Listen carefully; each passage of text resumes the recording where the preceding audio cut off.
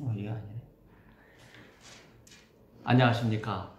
예수님의 토라와 동성애, 오늘은 유대 광야에서 활동한 세례 요한의 출현에 대해서 여러분에게 말씀드리겠습니다. 그동안 서원 4번을 하고 예수님 말씀을 동성애에 적용하는 시간을 19번 가졌는데, 이제는 다시 예수님의 토라로 돌아와서 세례 요한에 대한 말씀을 드리도록 하겠습니다. 예수님의 말씀 가운데 단순한 수집물이 아니라 이미 우리가 살펴본 대로 예수와, 히브리어로 예수님을 예수와라고 부르는데, 예수님께서 말씀하신 육성이라고 할 수 있는데, 예수 말씀 복음서는 바로 이 예수님의 육성을 전하고 있는 최초의 복음서입니다.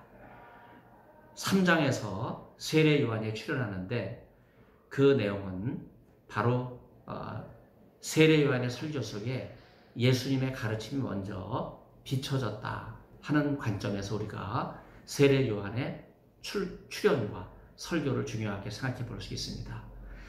나자라 예수님, 나사렛에서 활동하신 오직 예수님에게만 붙여진 이 나자라 칭호, 세례 요한에게 그대로 그 말씀이 전이되고, 그리고 이 말씀이 단순한 수집물이 아니라 개의 말씀들이 상호 연결되면서 연속성과 서사성을 이룬다 하는 이런 말씀을 서론에서 말씀을 드렸습니다. 그리고 각각의 말씀들이 상호 본문성을 가지면서 연결된다고 하는 것을 여러분에게 말씀을 드렸습니다. 그래서 오늘 세례 요한의 설교도 단순하게 세례 요한의 설교로 보는 것이 아니라 예수님의 육성과 연결 짓는 그런 준비 작업이라고 말할 수 있겠습니다.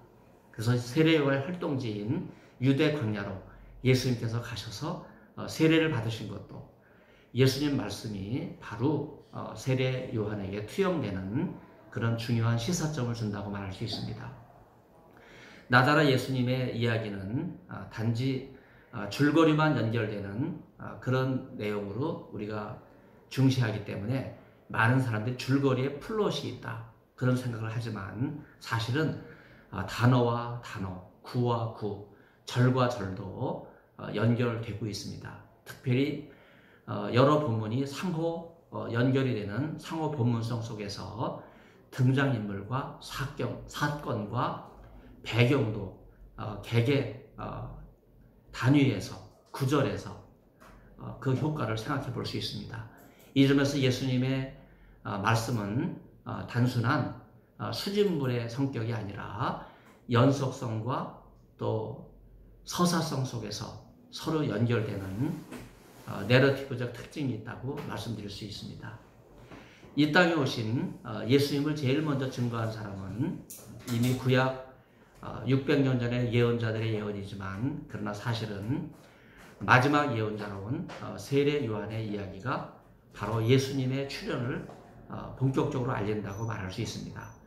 요한, 모든 지역에서 활동한 예언자인데, 요한의 공식 이름 여러분 혹시 아십니까? 오늘 세례 요한, 한국식 표현인데, 예수님께서는 세례 요한을 요하난 함마테빌 이렇게 불렀습니다. 바로 이것이 세례 요한의 히브리식 본명입니다. 히브리어 함마테빌은요, 세례 주는 자라고 하는 의미예요. 히브리어에서 세례를 준다 하는 말은 흐르는 물에 몸을 담근다 하는 뜻인데, 이 단어가 바로 히브리어에서는 테빌라라고 하는 단어입니다.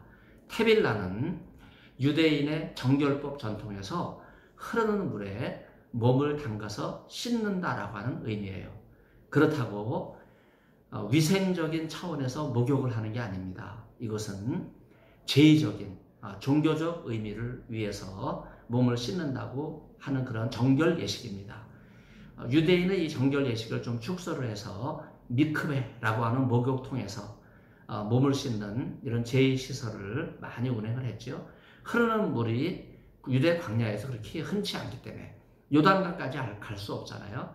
요즘도 우리가 세례를 줄 때 뭐 흐르는 물에서 세례를 줄 수 없으니까 이제 성수라 그래서 물을 3번, 성부, 성자, 성령 이렇게 물을 뿌리는 걸로 그 상징을 대신하고 있습니다.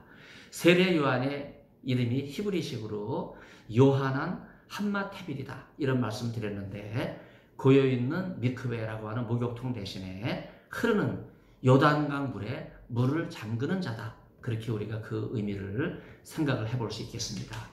유대 광야 척박한 땅에 보면 참 기적적으로 한쪽에 종려나무 가지가 울창한 성읍이 있는 것을 볼 수 있어요. 그만큼 유대 광야 밑에는 많은 물이 흐른다. 그렇게 볼 수 있습니다. 바로 이 유대 광야가 세례 요한이 활동한 본국입니다. 나자라 예수님께서 출현하시기 전에 세례 요한의 활동은요, 사해 북단 지역이죠. 바로 모든 요단 지역에서 활동을 했습니다. 여기서 모든 요단 지역은요, 지리적으로 유대 광야가 있는 황무지를 가리킵니다. 세례 요한의 활동 무대가 바로 에레모스, 광야입니다. 곧 광야, 빈들은 사막인데 어떻게 사람들이 살 수 있을까요?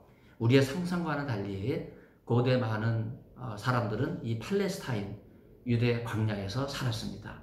특히 유대 사막은요, 해발 800m가 넘는 아주 높은 고원지대예요. 그래서 과거에 흔했던 전쟁을 피하기 위해서 사람들이 생명을 부지하기 위해 척박한 땅에서 살아갔던 유대 산지입니다.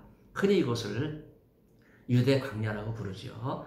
사해북단의 유대 광야에서 남쪽으로 가면 구약 성경에 남방이라고 하는 표현이 자주 등장하는데 바로 그게 네게부 사막입니다. 유대 광야 밑에 있는 네게부 사막이죠. 사해북단이든지 혹은 남방이든지 비록 사람들이 살기 어려운 지독히도 고난이 많은 땅이지만 척박한 황무지요 사막이고 광야이지만 이처럼 벌어질 것 같은 유대 광야와 남방 혹은 남단 네게부 사막에도 세례 요한보다 훨씬 이전부터 많은 사람들이 철락을 이루고 살아갔습니다. 구약성서에서 우리가 그 증거를 찾아볼 수 있는데 네게부 사막에 다수의 성읍이 있었다 하는 증거가 여호수아 15장 61, 62절, 사사기 1장 16절에 등장합니다. 곧 척박하게 그지없는 사막이 그 시대를 살았던 사람들의 삶의 터전이었습니다.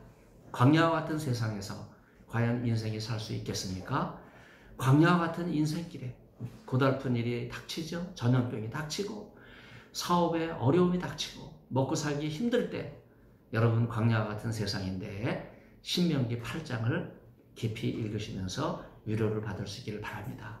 하나님께서 이스라엘 백성들을 광야로 인도하신 것은 산익길만 가면 해안길이 나와요. 비아 마리스라 그래서 가나안 땅에 쉽게 도착할 수 있어요. 이집트에서 애국까지 걸어가는 길이 3일길밖에 되질 않습니다. 그럼에도 불구하고 하나님께서는 시내산 광야길, 왜 이스라엘 백성들을 광야길로 돌리셨을까요?